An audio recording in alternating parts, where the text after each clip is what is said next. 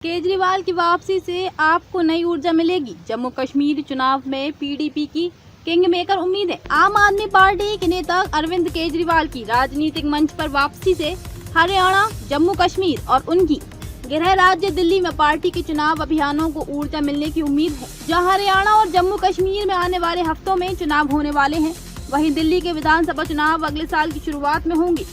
अपने प्रमुख नेताओं के जेल में होने के बावजूद आपने हरियाणा और जम्मू कश्मीर में विधानसभा चुनावों के लिए पहले से ही जमीनी तैयारी शुरू कर दी है। केजरीवाल अपने पूर्व डिप्टी मनीष सिसोदिया की जमानत मिलने के कुछ हफ्ते बाद ही जेल से रिहा होने की संभावना है। दोनों नेताओं को अब रद्द की जा चुकी दिल्ली आबकारी नीति 2021 से 2022 से संबंधित कथित शराब घोटाले के सिलसिले में जेल भेजा गया था। मनीष सिसोदिया 17 महीने से अधिक समय से सार्वजनिक दृष्टि से गायब थे, जबकि केजरीवाल, जिन्हें मार्च में गिरफ्तार किया गया था, मई में संक्षिप्त रूप से अपनी पार्टी के लिए लोकसभा चुनाव प्रचार करने के लिए रिहा किए गए थे। दोनों शीर्ष नेताओं के एक्शन से बाहर होने के बावजूद पार्टी ने हरियाणा और जम्मू कश्मीर में स्वतंत्र रूप से चुनाव लड़ने की रणनीति तैयार की थी। पार्टी के एक नेता ने बताया कि केजरीवाल की सुप्रीम कोर्ट से जमानत पार्टी के कार्यकर्ताओं और जमीनी समर्थकों का मनोबल बढ़ाएगी। हमारे नेताओं की लगातार जमानतें दिखाती हैं कि हम निर्दोष हैं और भ्रष्ट नहीं है। पार्टी एक नई ऊर्जा से चार्ज है। केजरीवाल के निवास पर आप सांसद संजय सिंह ने दोहराया कि उन्हें हमेशा कहा था कि ये मामला घटित था। उन्होंने केंद्र सरकार, सीबीआई और ईडी पर केजरीवाल और आपको बदनाम करने के लिए एक झूठी कहानी बनाने का आरोप लगाया।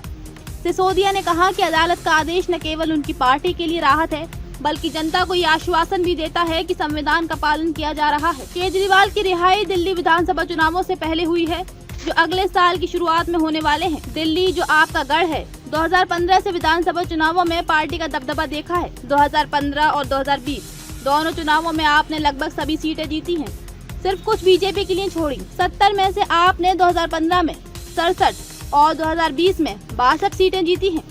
आगामी दिल्ली चुनाव आपके लिए महत्वपूर्ण है, क्योंकि इसके परिणाम पार्टी के राष्ट्रीय अभियान रणनीति को आकार देंगे। भले ही चुनाव कुछ महीने दूर हैं, आपने पहले ही दिल्ली में कई अभियान शुरू कर दिए हैं और केजरीवाल की वापसी का इंतजार कर रहे थे, ताकि उनकी रणनीति को अंतिम रूप दिया जा सके।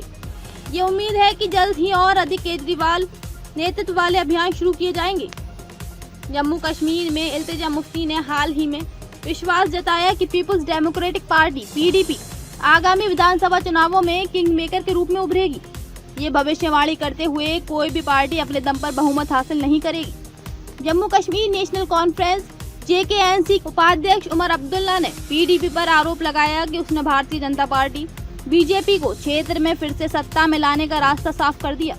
उनकी टिप्पणी पीडीपी प्रमुख महबूबा मुफ्ती की बेटी इल्तिजा मुफ्ती की प्रतिक्रिया में आई, जिन्होंने दावा किया कि उनकी पार्टी सरकार बनाने में एक महत्वपूर्ण भूमिका निभाएगी। जब पीडीपी के नेता और उनकी बेटी कहती हैं कि वे किंग मेकर होंगे, तो ये स्पष्ट है कि वे जीतने का लक्ष्य नहीं रख रहे हैं, बल्कि बीजेपी की वापसी को सुगम बनाने का उद्देश्य रखते हैं।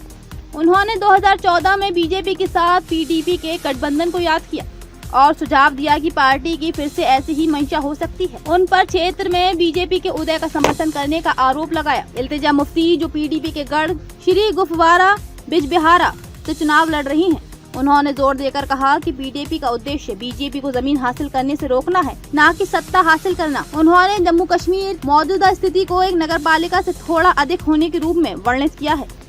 सरकार बनाने के लिए अगर एनसी कांग्रेस गठबंधन के पास संख्या नहीं है, तो उनका समर्थन करने की संभावना के बारे में पूछे जाने पर इल्तिजा ने कहा कि इस पर टिप्पणी करना जल्दबाजी होगी। उन्होंने कहा, मैं विधायक के लिए चुनाव लड़ रही हूँ, पार्टी अध्यक्ष के रूप में नहीं।